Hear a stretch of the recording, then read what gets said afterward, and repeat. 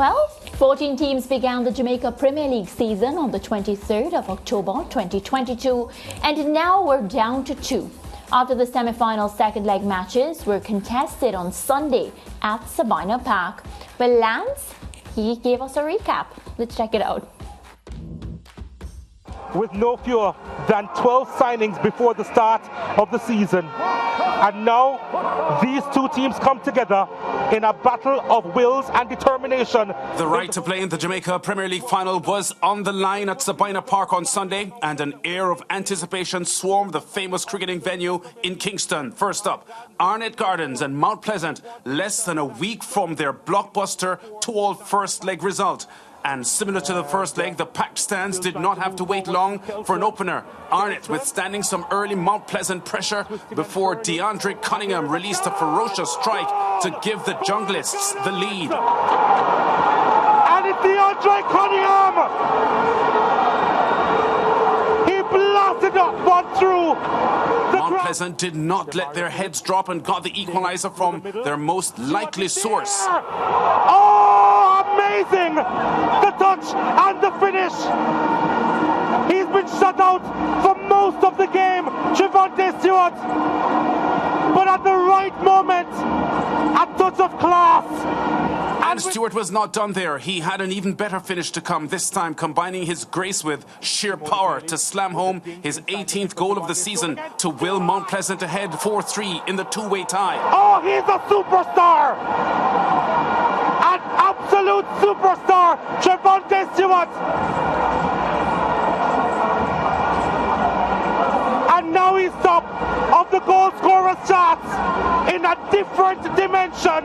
That body blow seemed to deflate the five-time champions as they struggled to get back into the game, and it was one of their own who would score the next and final goal of the tie. But unfortunately for them, he was now wearing the blue of Mount Pleasant. Substitute Shandy James tucking home Mount Pleasant's third on the day and fifth in the tie, sealing their first ever appearance in a Jamaica Premier League final. Their head coach was full of gratitude to the owners of the club after the match.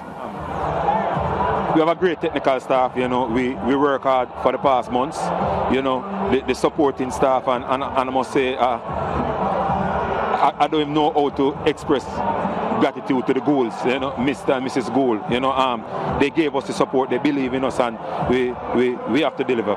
Next up, the two most recent Premier League winners face to face. 2021 champions Cavalier versus title holders Harbour View. Cavalier holding a 1-0 advantage going into the second leg. Sadly, this tie did not match the other, at least not in its competitiveness, as it was settled quite early. Colin Anderson nodding home from a cross from teenager Adrian Reid to put Cavalier further ahead on aggregate. Colin Anderson, his 18th goal this season, now tied with Trevante Stewart. It was there for him to head it, and the execution was proper.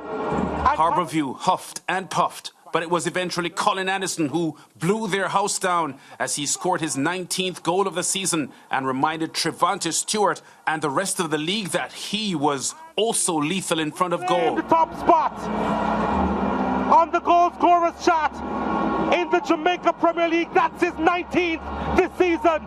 Cavalier now up 2-0 on the night, 3-0 on aggregate, and that's how it would end. Cavalier booking their place in the JPL final for the second time in 3 seasons, this time to face Mount Pleasant. We're just pleased that it's just an overall performance, and while everybody else was doing them thing, we're just quietly getting into the final.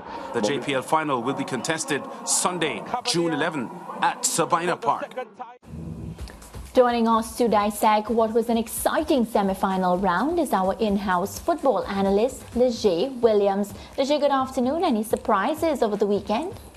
I mean, I've been saying for quite some time that I thought that Arnett were the best team in the league, that they were going to make it all the way to the final and win it. So I guess you can say that it was a surprise in that aspect, especially because the team that I've been slating a bit were the team that beat them, Mount Pleasant. But towards the end of the season, I started to heap a little bit of praise on them, especially after they beat Vere, they beat Chapelton. Although those are poor teams, in the end, they beat them in a way that convinced me that they were on the right track, especially tactically. And I think they got a huge tactical edge in the semi-final game against Arnett Gardens, especially in the second leg. So Rankin, who has been so dangerous, especially from set pieces and in terms of how he has been controlling games, started that game playing, his usual defensive midfield role. Then as soon as Arnett scored, Mount Pleasant made a shift. It was a very pivotal shift in the end, moving Rankin into a more unfamiliar attacking midfield role and then dropping back Demario Phillips, who can play all across the midfield, to be fair. And he started to really pull all of the strings. He started to create everything. Got the assist for the first goal, was heavily involved for the second and in the third as well. He really ran the show. I can't leave out their defensive contributions as well. I think Ladale Ritchie, their captain, was excellent as well. Mount Pleasant, but even when you take a look at the second goal, for example, Mount Pleasant, they just seemingly wanted it more. I'm not going to say that Arnett didn't want it, but Mount Pleasant were first to every ball. Like, they won every duel, and in football, as I've lamented on several occasions, you can have the right tactical setup, you can have the better players, but if you come out and you want it more than another team, when the team is on a similar level to you, as you can see here, just winning that ball and then just not having the energy to get back when the cross is coming in, Trevante pinning the centre back, rolling him, slamming home that finish. It's just the very small things. Teams that want it more, especially when you have the quality, they're usually going to win out. Right, and Mount Pleasant into their first JPL final, they were able also to snap Arnett's 17-game unbeaten run. And a lot of talk about coach. People had a lot of negative things to say about Tapper. How important was this win for him? And especially, coming from being Jamaica's coach, now to coaching in the JPL, what does this mean for him? I mean, it means a lot, especially if he were to go on to win the title. But I think that Mount Pleasant have a really good coaching staff generally, because their assistant coaches, Davy and Ferguson, from schoolboy football time, have been very adamant in saying that he's one of the best coaches on the island generally. Even though he's only coaching at the schoolboy level, he's now with Mount Pleasant. He's doing a really good job behind the scenes as well. They have really good coaches all across the board. And as I've said, they have really good players all across the board. They probably have the best squad in the Jamaica Premier League. Shandy James there, who hasn't been getting a lot of game time in the league, probably would have started at maybe 10 of the other 14 teams in the league. So they have a wealth of resources. They're using them well. And they're now in the final for the first time. And I would have to say, maybe at this current moment, they could be favourites. Yeah, you touched on something very important there, Lige, because the depth of the Mount Pleasant roster, for me, is something significant. As you said, Shandy James would probably be a starter in most teams in the Premier League. When I look at a player like Donovan Segree, who doesn't get much playing time now for Mount Pleasant, which, in my opinion, is a high-quality player. When I see Mount Pleasant playing now and he's on the bench, for me, that is a bit incongruous based on the rating I have for him. So that's the question. Mount Pleasant's depth and choices, riches of choices for the coaching staff. Is that something that can propel them to the title? Well, it's something that I wondered. Once you're coupling it with good tactical choices and the players show up, there's no doubt it can propel them to the title, because they have all of the resources. As I said, they can do it. And they're coming to the fore not only on a tactical level, but all of those players seem to want it on the same level as well. And you mentioned not only Segree, of course you had Bygrave last year's top scorer on the bench as well. Topi, Ricardo Morris didn't start or play at all in this tie as well. So, it's so many good players. But even aside from that, yes, they have the good players, but we've seen them falter before while having good players. Now they have the good players, and they're playing some lovely football, it must be said. Yeah, before we fast forward to what is likely to happen in the final, a quick word on Harbourview, the defending champions, falling out yesterday in the semis in their loss to Cavalier. I saw the post-match interview with Coach Ludlow Bernard, and obviously disappointed, but he feels overall that the team had a decent season. Your parting shot on Harbourview's effort? At no point did I think that Harbourview were... The only reason, as I compared them to Real Madrid a couple weeks ago, the only reason why I thought that Harbourview could have maybe dug this result out is because of the aura that they have in the league. On a quality basis, and especially on a tactical basis, as we saw last night, I don't think they were really up to par. They tried to make some adjustments for Cavalier, and I don't think it was the right adjustments. They had Brackenridge playing at right back, Staple playing in the front line, and I think it cost them in the end. Cavalier, they were really comfortable throughout both ties. Yeah, Cavalier were also very well deserving of getting to the final. And from the start of the season, I've always maintained that Cavalier, Arnett, Gardens, and Mount Pleasant were the 3 best teams in the league. I think that was proven, and now we have 2 of those 3 teams in the final, so I think it's going to be a really intriguing one. Maybe not as exciting as the Arnett Mount Pleasant semi-final that maybe a lot of people would have wanted to be the final overall. But with that being said, Cavalier Mount Pleasant has the potential to be a really good game, and it's something I'm really looking forward to. Yeah, Mount Pleasant have played undefeated against Cavalier in the Premier League so far this season. 1 win for Mount Pleasant, and the other match ending in a draw. How does that fact or statistic rate in your analysis of what might happen in the final?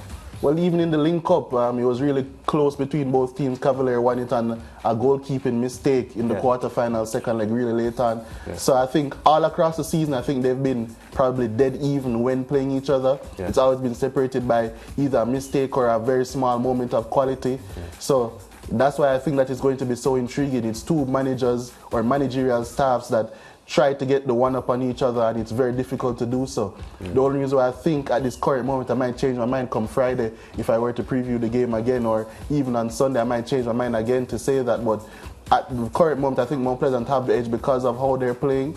And as I mentioned before, Cavalier are without a lot of difference makers in attacking areas. I think defensively they've come to the fore. I can clearly say right now, despite the quality of Richard King, and I'm not disproving that whatsoever, I don't think they necessarily have missed him in terms of what they have been doing. Adrian Reed has filled in well.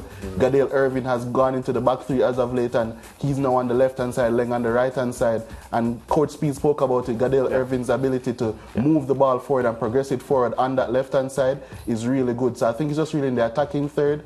Can they get someone? Can Shanil Thomas or Ronaldo Webster trouble that Mount Pleasant defense like how Busy would, Dwayne Atkinson would? Yeah, we've got to leave it there, but there's some consternation coming from our producers, Lige, about the jersey that you're wearing. Why are you appearing on the SportsMax zone in an Arsenal shirt? I'm just delivering a message coming from the producers. Well, the producer saw me before I came on set. He saw me when I came into work. I thought he would have asked me beforehand.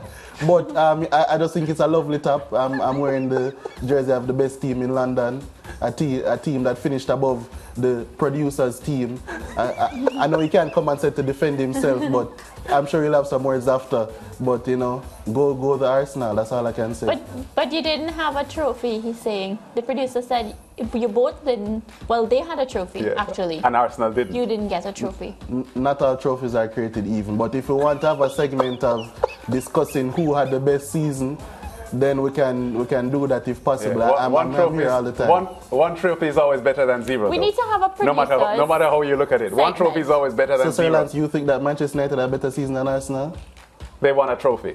That's not what I asked you. They won a trophy, yeah. They won a trophy, yeah. So that's your reasoning? Yes. So when Arsenal finished 8th and Man U finished 3rd and won the FA Cup, had a better season? Teams? Champions League spot counts for something. We gotta go. Yeah, we've got to leave it there. We'll pick that up another time. I hope so. But thanks for joining us. Back with more on the zone after this.